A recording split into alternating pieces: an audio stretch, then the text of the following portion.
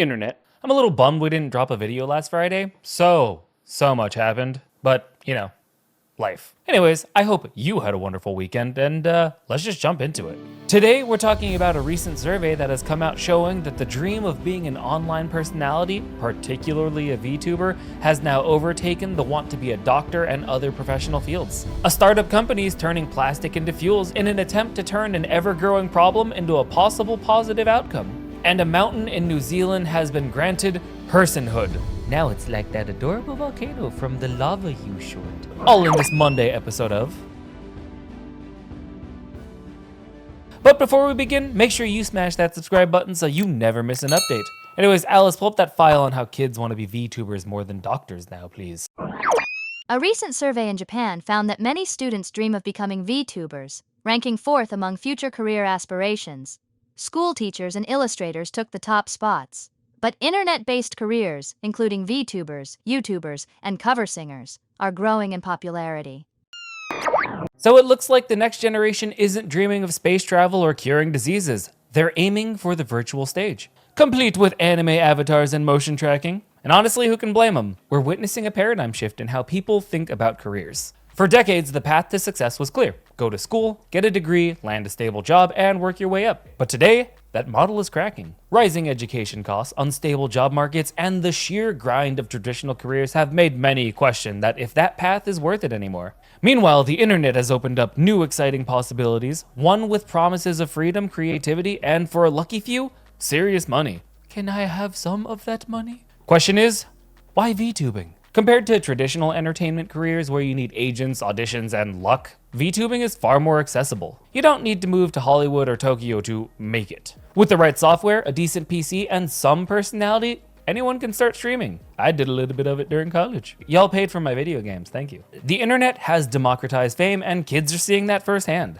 Why work over 40 years in an office when you could, potentially, make a living by playing video games and chatting with fans as an anime avatar? It's kind of the dream, honestly. I have a couple that I'm guilty of watching, I'm not gonna lie. But let's pump the brakes as always. While the barrier to entry is low, the barrier to success is sky high. The dream of being a famous VTuber or YouTuber or content creator in general isn't just about effort, it's about luck, timing, and algorithmic favorability. Thousands of talented, hardworking streamers grind daily with little to show for it, while a lucky few explode overnight. The reality. Sadly, most will never reach the heights of an Iron Mouse or a Pokimane, no matter how much effort they put into it. Kind of depressing myself with this story, I don't know why I picked it. Algorithms, trends, and sheer randomness play a huge role in who gets noticed and who fades into obscurity. And even for those who do make it, burnout is real. Streaming and constant content creation can be mentally and emotionally exhausting. Not as exhausting as a 9-to-5 job, but it's rough nonetheless. Now, this isn't just a Japanese phenomenon. Across the globe, young people are moving away from traditional careers, drawn to digital independence. Influencers, streamers, and content creators aren't just entertainers, they're entrepreneurs.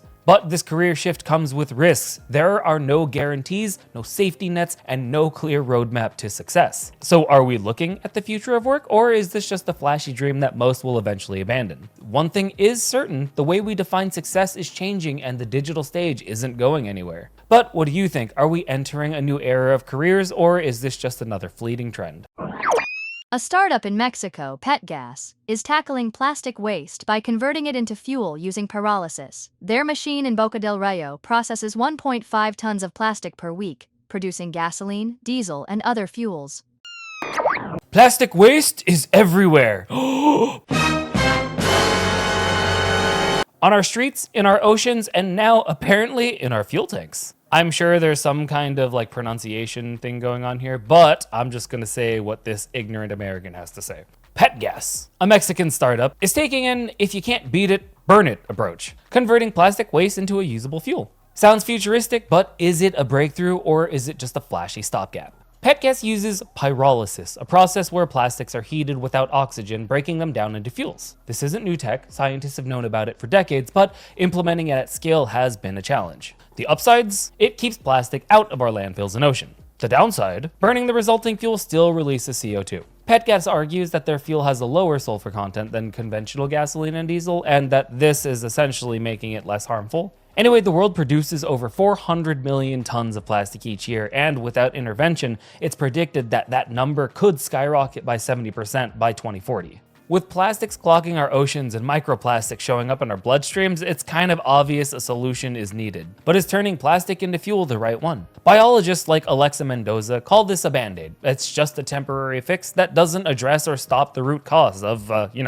plastic overproduction. Because we use plastic in everything. There's plastic in my chair, I'm so sorry. And on my mic, and the stand. I am the problem. From that point of view, if we keep producing plastic at an unstable rate, converting a fraction of it into fuel won't really make a dent, will it? Sort of like scooping water out of a sinking boat with a teaspoon. Right now, PetGas is operating on a small scale, even donating its fuel to local fire departments and food delivery services. That's commendable, but for this to be truly effective, it would need to scale up massively and fast. Plus, regulations, costs, and environmental concerns could slow its growth. The real solution isn't about finding better ways to burn the plastic, it's about producing less of it in the first place. PetGas is an innovative step towards a circular system where waste becomes resource. But it's just that, a step. If we want a cleaner future, we need more than just clever ways to burn our mistakes. But of course, what do you think? Is this the future of waste management, or are we just finding new ways to delay the inevitable? New Zealand has legally recognized Mount Taranaki, now Taranaki Maunga, as a person, granting it rights and protections under the law. This move honors the mountain's status as an ancestor to the local Maori tribes, who now share legal responsibility for its well-being. Well, if corporations can be people, why not mountains? At least Taranaki Maunga won't be evading taxes or lobbying, I think. Now, I should preface this, that this is full of words I don't know how to pronounce. Sorry. Anyways, now that New Zealand has granted legal personhoods to a sacred peak, let's address the real questions here. If someone wants to marry the mountain, would that make them legally wed to an 8,261-foot rock? If hikers are trekking up the mountain, does it need to give explicit consent first? And if said climbers get injured, can they sue the mountain for negligence? Will it need a lawyer? Obviously, I'm being facetious. Or am I?